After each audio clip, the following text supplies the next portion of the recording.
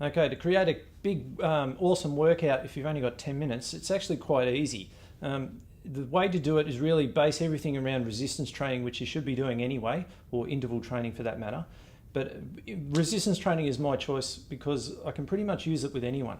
And the exercises I want to use are what we call big exercises, where they require multiple joints to be used, which means multiple muscles to be used, but also multiple movement patterns and multiple abilities. So basically, if you try and create like all these movements all at the same time, then you'll get like a huge energy deficit or a net return on your time you're investing.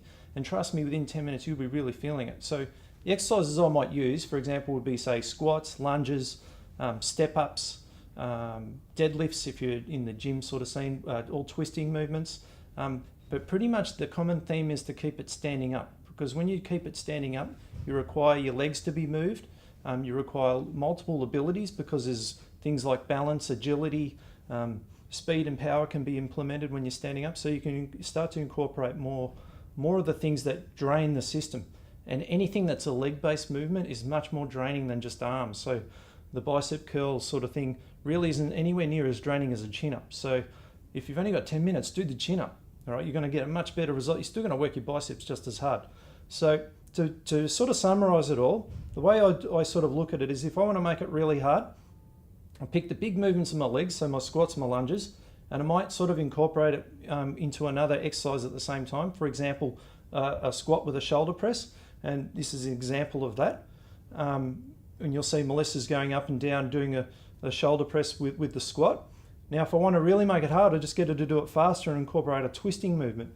So now I'm incorporating a squat with a push and a twist, but now I'm also incorporating speed and power into it instead of just strength.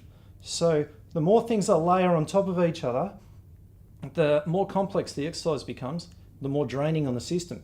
Now, to take that even one step further, if you're someone who's got good technique across everything, you just start to incorporate a whole heap of them in a row. So I might do a chin-up with the squat push, with a walking lunge, with some sort of a step up with a bicep curl type thing added on top, and maybe a wood chop. And I get 5 things in a row that are all draining in their own right. If I mix up the speed of the exercises, I change everything. If I add like a balance element to it, again, I change it, I make it much more harder.